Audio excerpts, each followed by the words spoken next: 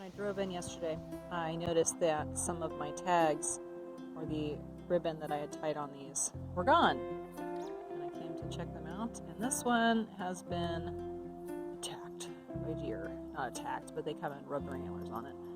Anyway, this one's shot. And here is another rub. This is a crepe myrtle that we had planted. It's a fairly large plant, so this one should be fine.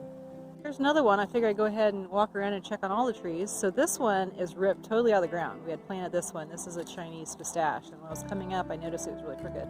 But you can see it's sitting on the ground, so obviously the deer got its antlers caught in the tree and just ripped the whole thing out of the ground, so I need to replant that one. And another one. This one is a Bradford pear. So they're just making a mess. Actually, if you go along, we're over by the bees. I'm going to walk this way. Tons of thorns. You can see all the rubbings on that. So I just came along here and just had a heyday. There's so many deer around here. It's just crazy. And actually, backtrack. I just got back from town and was looking at my fruit trees, and the deer have been all over them again. New ones, which is super irritating. So I'm thinking, okay, the chicken wire is not working, so I'm going to have to put some of the tomato cages, because that seemed to work pretty good on the cherry trees, right? So went down the barn looking for the tomato cages, and I found something. What? What did you find? You ready? Yeah? Aww, Oh my. Is that one an... of the little guys? Yes. Is that an egg? Isn't that the cutest thing ever? That thing's so small. I know. I don't think we ever had one this small. Oh my god.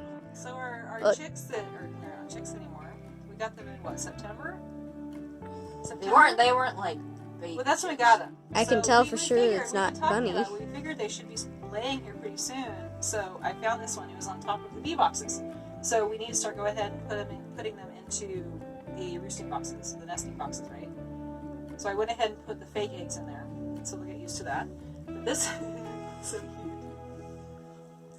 That's a pretty now big you have to look. This at the is bee pretty box. big one. This is like a normal one that our chickens lay. That's the. My god. Well, it can't be bunnies. It is. It's really dark. No, it would be bunnies because she's an Easter egger. And that would be like super dark. That would be very dark. This is kind of a normal size egg. So still, it's tiny. It's really small. No. So we'll need to go ahead and make sure you guys take, you put the chickens in the, I guess I don't need this in my pocket. Let's not leave it in my pocket. That would be bad. I know, it would be bad. So anyway, I'm going to go and put the tomato cages around the trees. Got it. So hopefully the deer Don't get to them. Scratch Oh my gosh, yes. We've been having a lot of issues with deer, and I was talking with a friend of mine who has a lot of fruit trees as well, and he suggested doing this, which I don't know why I didn't think of it, because I'd actually done this about 10 years ago, but the place that we had lived last time, or previously, before taking on this adventure, was kind of a neighborhood community, and yes, we had deer, but they really weren't that bad. Anyway, so what they do is they go out and they rub a bar of Irish Spring on their trees, and what I'm going to do is, obviously I'm cutting this up into smaller pieces, and I'm going to hang a piece of the soap on each of the trees. Now, I had done the chicken wire, I've done the tomato cages. The tomato cages work a lot better than the chicken wire, and my dad and I actually went out and did the tomato cages and then put chicken wire around it, and then we're going to put this on that, and that will hopefully help with all those trees. So basically we're going to make a little thing to hang and hold that little bar of soap so we can hang it from the tree.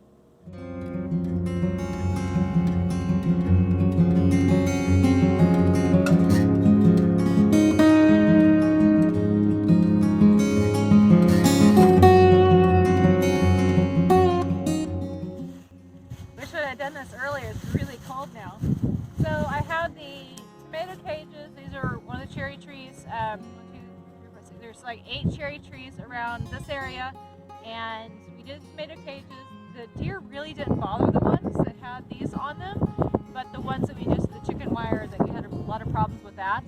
So what my dad and I did last week is we came around and added chicken wire and tomato cages to all of the other ones. Cindy's over by the nectarines right now, and the apples and the pears. So I have all of these little soaps that I showed you earlier, and I'm going to be tying those on to the cages, and that should help deter the deer, hopefully, from chewing on them.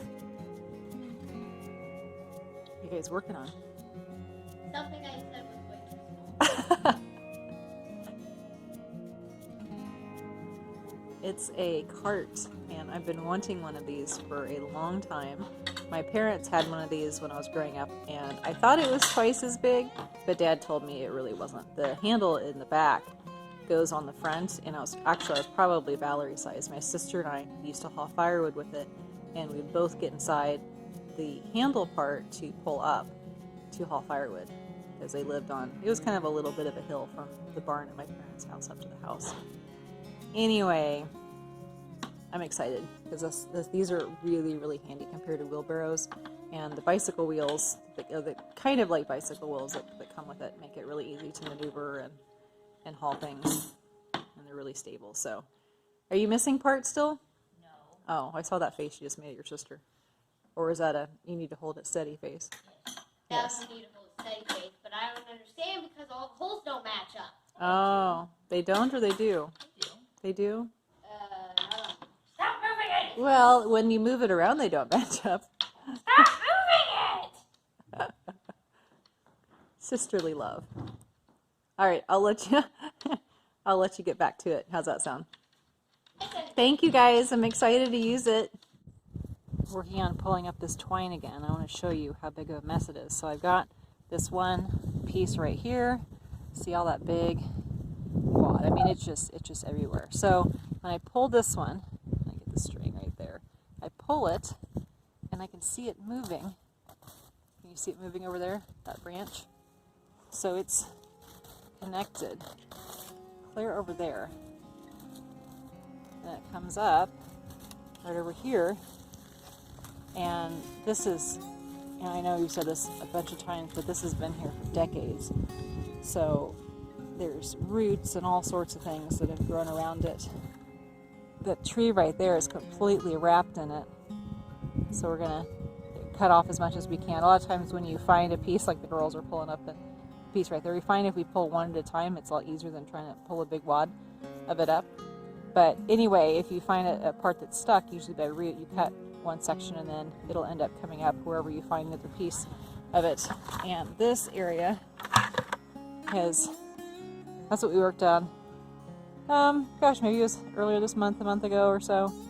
And then that's the wagon that's full of it. So we're gonna keep plugging away. It does. It's not any fun at all. This was like the worst infomercial ever. But wait, there's more, right? Yeah! Every time we turned around, we thought we were done, and we'd find another little blue spot in the woods, and we'd pull it up, and it was, 20 more! oh my gosh. So, there's our giant pile. Some more in the bucket. I know there's more. Anyway, this area, it started about where that tree is right there. It wrapped all the way around to that tree in the back. All wrapped around there. It was totally that tree right by Valley. It was wrapped all the way around the base of it. And then it went clear over. There's some timber right there that fell. It went clear over back behind there. Oh my goodness. So we think all of it that we could get, right? Yes. Hallelujah. So this spot, fingers crossed, is done. Yay! I can't see. Yeah, I know. This sense, yeah. It's time to go put the chickens and get dinner going, right? Yeah. All right, let's go. We're doing enchiladas. Oh, okay. Yum.